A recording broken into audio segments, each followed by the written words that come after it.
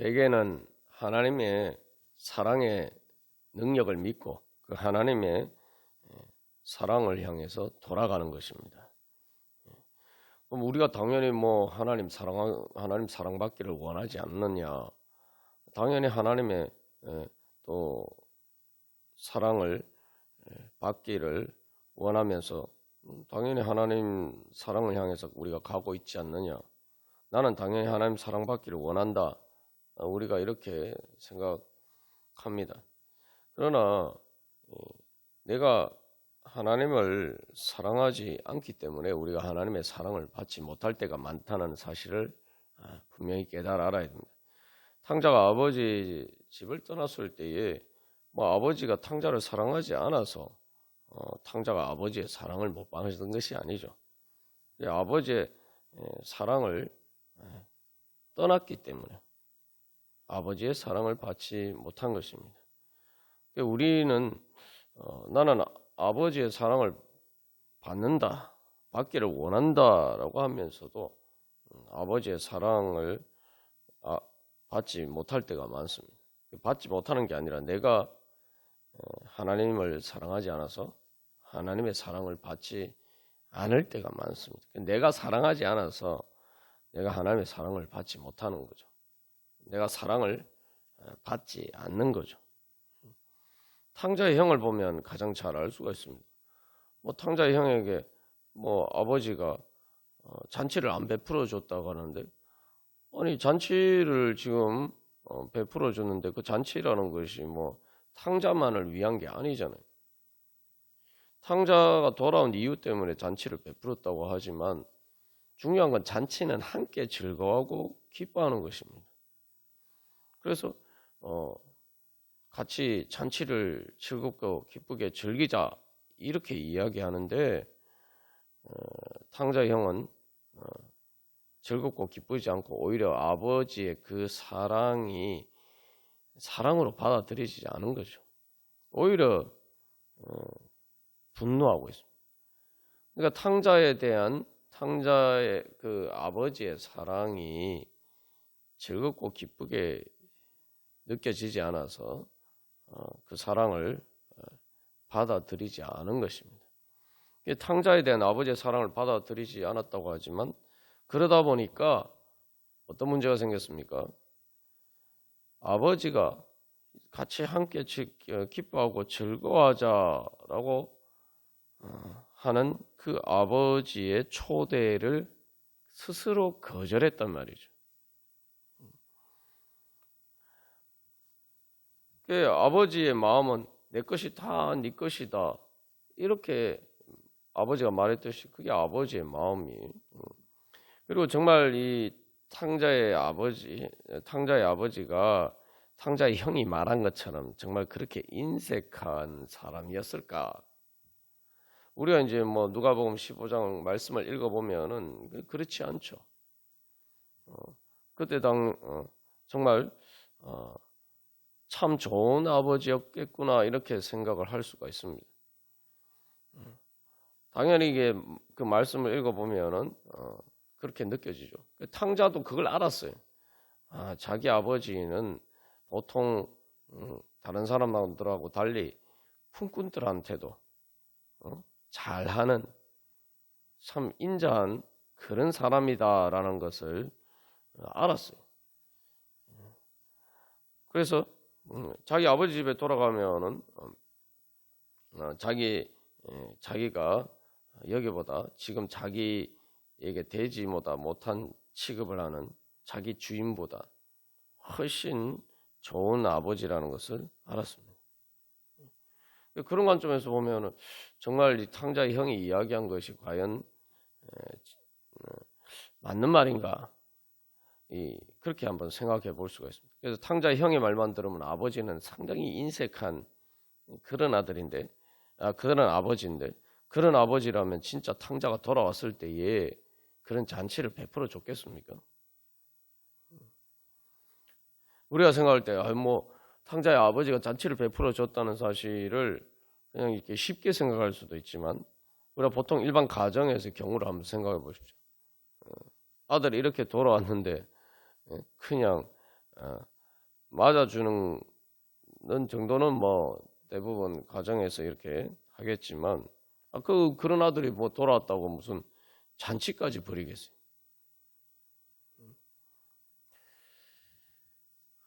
여기서 이제 우리가 흔히 이 탕자의 비유를 보면 이 탕자의 형의 마음이 참 이해가 된다 이렇게 이제 생각하는데 거기서 가장 우리가 항상 놓치고 있는 부분은 그 탕자의 아버지와 탕자의 형의 관계예요. 우리가 이제 항상 하나님의 은혜를 못 받는 이유가 항상 바로 거기에 있습니다. 탕자와의 관계만 생각하고 자기 아버지와의 관계는 생각하지 못했던 그런 탕자의 형처럼 우리가 항상 그럴 때가 많아요. 그래서 우리가 하나님 아버지의 사랑을 제대로 못 받고 있는 겁니다. 그래서 이 아버지가 자기를 얼마나 사랑하는지 그 탕자도 그렇게 그렇게 돌아왔는데 잔치까지 베풀어주는 그리고 자기 종이나 품꾼들한테도 그렇게 잘하는 아버지라면은 자기한테는 또 어떤 마음인가? 이거 충분히 우리가 생각해 볼 수가 있죠. 근데 그 탕자 형의 지금 마음의 눈에는 그 아버지의 사랑이 전혀 보이지 않는 거예요. 왜 그렇습니까? 자기 동생이 돌아온 자기 동생에 대한 사랑의 마음이 없으니까 아버지의 사랑이 마음의 눈에 보이지 않는 겁니다. 여기서 엄청난 이 역설과 모순을 볼 수가 있죠. 탕자가 회개하고 돌아올 때 제일 큰 이유가 뭡니까? 탕자가 왜 아버지께 돌아왔을까요? 자기 신세가 막 전락해서 정말 힘들게 됐다고 해서 꼭 아버지께 돌아올 이유는 없어요. 근데 아버지께 돌아온 이유는 아버지가 지금 자기가 이런 상황에 처해 있는데 아무도 이런 궁박한 상황에 처해 있는 자기를 한테 잘해줄 사람이 없다. 그래서 자기가 믿고 의지할 사람이 아무도 없다. 이렇게 생각했을 때 유일하게 생각나는 한 사람이 있었는데 그것이 바로 자기 아버지였단 말이에요. 그러니까 세상에서 그래도 나한테 제일 잘해줄 사람 그리고 지금 이런 상황에서는 유일하게 나한테 정말 잘해줄 것이다 라고 믿을 수 있는 사람이 자기 아버지 한 사람밖에 없었다는 거예요. 그러니까 아버지께로 돌아올 수가 있었던 것입니다. 여기서 탕자가 회개하고 돌아올 수 있었던 이유는 아버지의 선함과 그 인자함이 자기 마음의 눈에 보였단 말이에요. 근데 그 아버지가 예전에는 안 그랬습니까? 예전에도 그랬어요. 근데 예전에도 그랬는데 탕자의 눈에 그게 안 보이다가 이제 정신이 돌아와서 그게 기억이 났다는 거예요. 그게 보이게 됐단 말이죠. 근데 정작 탕자의 형의 눈에는 그게 안 보이는 거예요. 지금 다들 즐거워하고 있는데 다들 탕자의 아버지뿐만 아니라 같이 잔치에 참여한 종돌이나 마을 사람들 모두가 다 그들의 마음의 눈에는 다 즐겁고 기쁘게 보이는데 자기 눈에만 즐겁고 기쁘게 보이지 않는다 이 말이에요. 그래서 탕자에 대한 자기 동생에 대한 그 악한 마음 때문에 자기 아버지의 그런 마음, 아버지가 즐거워하고 기뻐하는 마음이 안 보이는 거예요. 자기 아버지가 안 보이는 거예요. 자기 아버지의 그 좋은 부분이 안 보이는 거예요. 탕자는 그게 보여서 안 보였다가 보여서 돌아왔는데 탕자의 형은 그게 지금 안 보여서 지금 그 잔치 자리에 못 들어가고 있단 말이죠. 다른 사람들 눈에는 다 보이는데 자기 눈에만 안 보이는 거예요. 그래서 이런 사건들을 볼 때 우리도 이럴 때가 많다는 걸 알아야 돼요. 뭐 내가 탕자의 형과가 탕자는 당연히 우리가 아니라고 생각하죠. 근데 우리는 탕자의 형과 같을 때가 많습니다. 예수님을 믿는다고 하면서도 그럴 때가 많아요. 꼭 이렇게 뭐 탕자뿐만 아니라 내 어떤 삶의 상황이나 여러 가지 그러니까 하나님 아버지 이외에 다른 것을 바라보고 그것의 기준에서 하나님 아버지의 사랑을 판단하고 그것에 따라서 하나님 아버지를 본단 말이죠. 하나님을 바라본단 말이죠. 그건 하나님을 보는 게 아니죠. 하나님의 보시는 것에 따라서 하나님을 보고 그 하나님의 빛 가운데에서 다른 것을 봐야 되는데 그 다른 것을 보고 그것에 따라서 거기에 비춰서 하나님을 본다 이 말이죠. 근데 그 다른 것을 보는 눈이 내가 옳냐?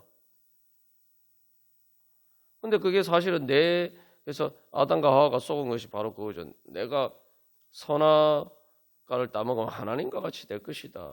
그러니까 우리가 다 내 마음의 눈에 보이는 대로 할 때 다 내 마음대로 한다고 생각해요.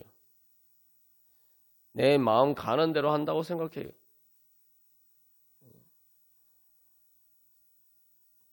그래서 그 내 마음을 바꾸기가 어려워요. 그리고 그 내 마음을 바꾸려고 하면은 그게 안 좋은 마음이라도 내 마음이기 때문에 그게 나기 때문에 그걸 바꾸면 마치 내 자신이 죽는 것처럼 그렇게 생각된다 이 말이죠.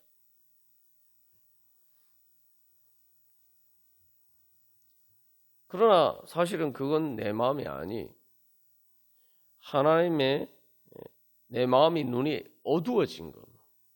내 마음의 눈이 어두워져서 내 마음에 제대로 보이지 않는 게 내 마음이라고 착각하는 거죠. 그래서 실제로는 내가 하나님 이외에 다른 것들의 시선이 빼앗기다 보니까 그것들이 하나님에게서 비치는 빛을 가로막는데 그 가로막힌 것을 보고 있다 이 말이에요. 그러니까 사실은 그게 내 마음이라고 생각하지만 내 어두워진 마음의 눈이고 내 마음이 어두워져서 그래서 실제로 내가 보는 게 아니에요. 하나님의 빛을 가리고 있는 그 장애물에 따라서 내가 보는 겁니다. 그러니까 내 마음대로 한다고 하면 사실 내 마음대로 하는 게 아니고 그 장애물에 내가 부딪혀 갔는데 그 내가 부딪힌 장애물에 구속당한 상태에서 있다는 거죠. 그것에 따라서 보면서 그걸 내 마음대로 하고 있다 이렇게 착각하는 거죠. 그게 바로 죄와 사망의 권세의 종로로 타는 겁니다. 죄와 사망의 권세의 노예가 된 거예요. 죄와 사망의 권세의 노예가 된다. 우리가 어떤 것의 권세에 굴복당한다라고 할 때에 사로잡힐 때 그것은 내 시선이 뺏기는 것입니다. 왜냐하면 내가 보는 것에 따라서 내가 판단하고 생각하고 판단하고 느끼고 또 의지하기 때문에 그 내 보는 것이 일종의 내 마음에 있어서는 내 머리와 같은 역할을 한다 이 말이죠. 그러니까 우리가 뭐 세상에서 전쟁을 하면은 전쟁에서 패배하게 되면 어떻게 됩니까? 머리가 바뀌죠. 정부가 바뀌어요. 권세가 바뀌어요. 그 나라를 다스리는 권세가 바뀝니다. 그것처럼 내가 그 장애물에 부딪혔을 때 내가 거기에 사실은 패배해서 이미 진 거예요. 이미 져가지고 내 머리 뺏긴 거예요. 우리가 예전에 일제에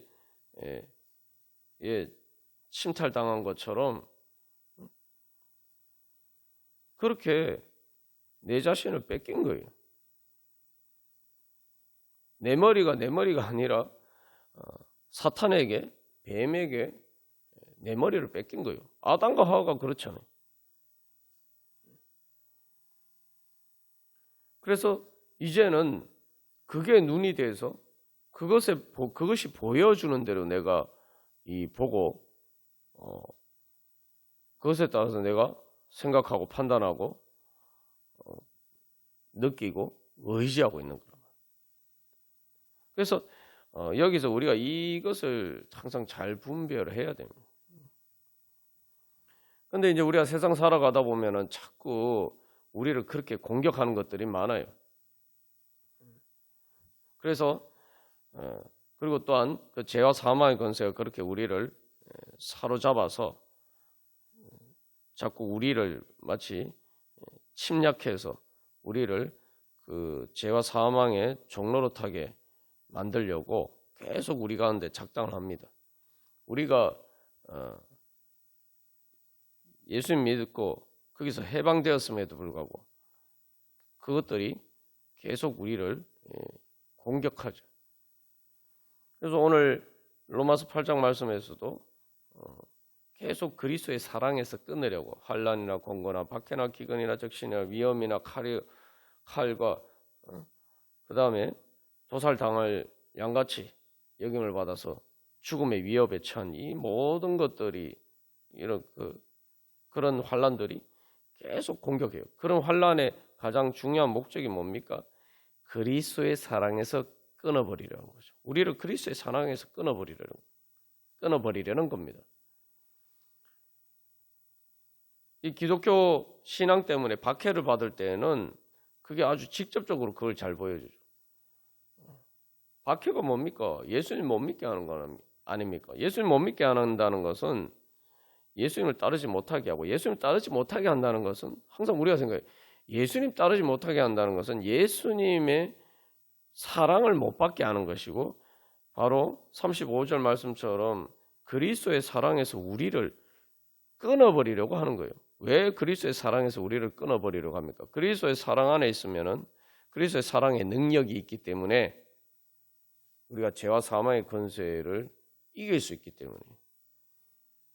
그러니까 그리스도의 사랑이 우리에게 능력이기 때문에 우리가 그 능력을 가지면은 죄와 사망의 권세를 이기고 37절 말씀처럼 넉넉히 이기고 승리하기 때문에 그 힘을 얻지 못하게 하려고 우리를 그리스도의 사랑에서 끊으려고 하는 거죠. 그러니까 다시 말하면 그리스도의 사랑에서 끊으려고 하면 어떻게 됩니까?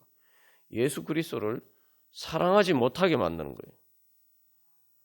이게 우리가 여기서 항상 그 관계 속에서 생각하지 않아서 우리가 많은 이 오해를 하고 내가 믿지 않으면서도 자꾸 믿는다고 착각하면서 살아갈 때가 많아요. 그리스도의 사랑에서 끊는 게 뭡니까? 그리스도의 사랑에서 끊는다는 것은 내가 그리스도를 사랑하지 않게 만드는 거예요. 하나님이 예수님께서 날 사랑하시는데 내가 예수님을 사랑하면 되는 거죠. 그런데 그리스도의 사랑에서 끊는다는 게 하나님이 날 사랑하지 못하게 만드는 것입니까? 아니죠. 예수님을 부인하는 것게 만드는 것은 예수님이 날 사랑하시는데 내가 그 사랑을 거부하게 만드는 거죠. 그리고 여기서 이게 진짜 협박이 될 수 있느냐? 그게 협박이 된다고 생각하면은 우리는 예수 그리스도의 사랑을 믿을지는 모르지만 그 그리스도의 사랑의 능력을 믿는 것은 아니죠. 그 예수님 날 사랑하시기는 하는데 그 사랑에 따라서 나를 구원해 주실 능력이 없다라고 생각하는 거죠. 그러니까 이게 사실은 엄밀하게 말하면 위협이 안 된다는 거죠. 지금 사도 바울이 하고 있는 이야기는 그겁니다. 그리스도의 사랑에서 아무것도 우리를 그리스도의 사랑에서 끊을 수 없으리라고 얘기하잖아요. 내가 예수님 사랑하는데 예수님의 사랑에서 날 끊을 수 있는 건 없다는 거죠. 왜냐하면 우리가 뭔가를 사랑해도 그 사랑이 이루어지지 않을 수 있잖아요. 내가 누군가를 사랑하는데 그 사람이 날 사랑하지 않아서 그럴 수도 있고, 그 사람이 날 사랑해도 나도 그 사람 사랑해도 나도 힘이 없고 또 그 사람도 힘이 없어서 그런 어떤 장애물이 있으면 또 사랑이 이루어지기가 어렵죠. 그런데 하나님과의 관계에서는 그렇지 않죠. 하나님이 우리를 사랑하시고, 근데 하나님이 우리를 사랑하시지 않은 적은 없고, 앞으로 하나님이 우리에 대한 사랑을 끊어버리실 일도 없고, 그렇다면은 어떻게 예수님까지 아끼지 않고 32절 말씀처럼 예수님까지 아끼지 않고 우리에게 하나님께서 자기 자신을 그렇게 주실 수가 있겠습니까? 그렇게 주신 분이 갑자기 마음이 변해가지고 나 더 이상은 사랑 못하겠다 이렇게 말씀하시겠습니까?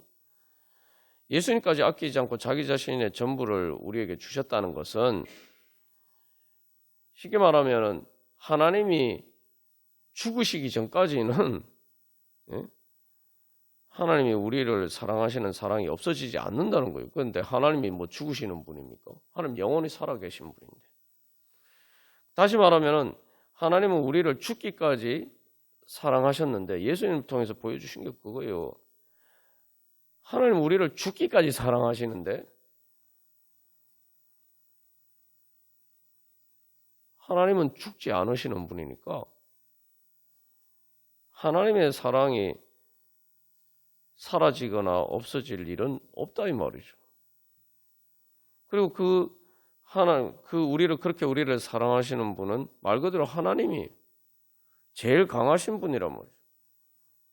그러니까 아무것도 하나님을 이길 수가 없어요. 그렇기 때문에 하나님이죠. 원래 하나님이란 말 자체가 가장 기본적인 의미는 제일 힘이 강한 존재, 심지어 존재 자체를 창조하시는 분이라는 거죠.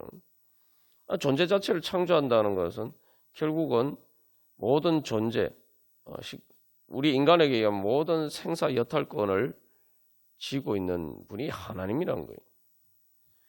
그러니까 우리가 싸우는다는 것도 같은 차원에서 뭐 서로 싸움이 되죠. 기본적으로 하나님은 창조주고 다른 모든 것들은 피조물이기 때문에 이건 애신앙초 싸움의 상대가 안 되는 겁니다. 그래서 사도 바울이 우리가 넉넉히 이긴다. 이거는 뭐 싸움의 상대가 안 되는 거예요.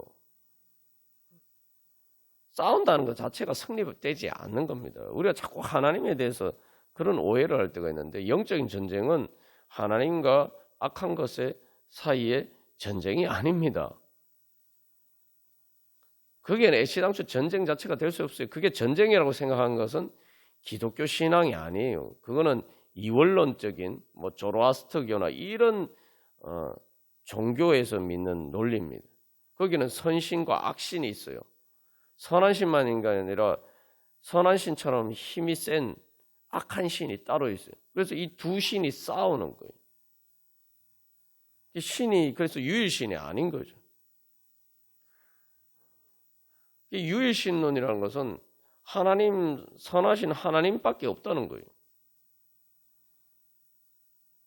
다른 신은 없다는 겁니다.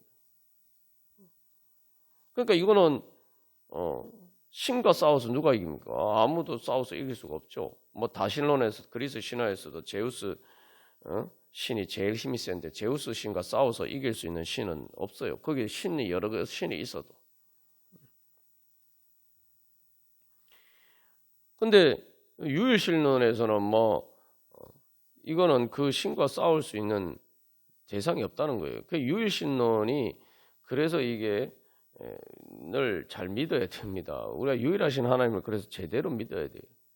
유일하신 하나님을 제대로 믿는다는 것은 유일하신 하나님을 믿는다는 것은 하나님과 싸워서 이길 수 있는 존재가 아무것도 없다는 거예요. 선신과 악신의 사이의 영적인 전쟁이 아닙니다. 선신과 악신 사이의 영적인 전쟁이 아니라 영적인 전쟁은 내가 하나님을 따라야 되는데 내가 하나님을 따르지 않는 이 내 마음의 전쟁인 거예요. 근데 이것도 가만 보면은 전쟁이 아니에요. 사실 엄밀하면 전쟁이 아닌 겁니다. 내 망상에서 나온 전쟁이에요.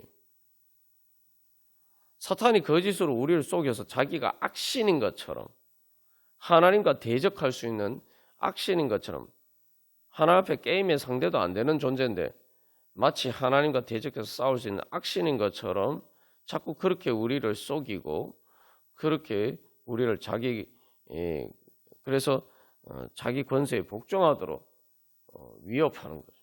속이고 위협하는 거죠. 그게 우리에 속아서 망상에 빠져서 자꾸 하나님이 약한 것처럼 생각하는 거예요. 왜 그게 내가 언제 그렇게 생각했냐? 나는 유일신 하나님 믿는데, 전지전능하신 하나님 믿는데 우리가 이렇게 생각하죠. 자, 보십시오.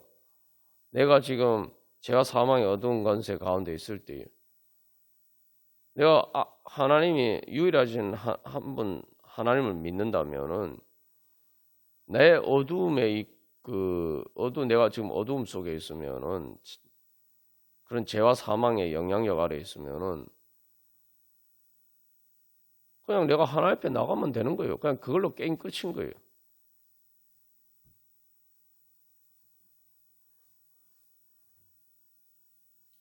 내가 그냥 하나님을 선택하면 그만인 거예요. 내가 하나님 편에 서면 그만인 거예요. 내가 하나님 믿고 의지하면 그만인 거예요.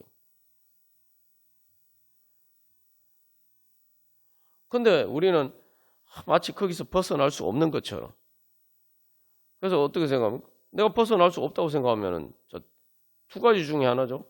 하나님이 날 버리셨거나, 아니면은 죄와 사망의 악한 권세가 하나님과 싸울 수 있는 그런 악한 신이라고.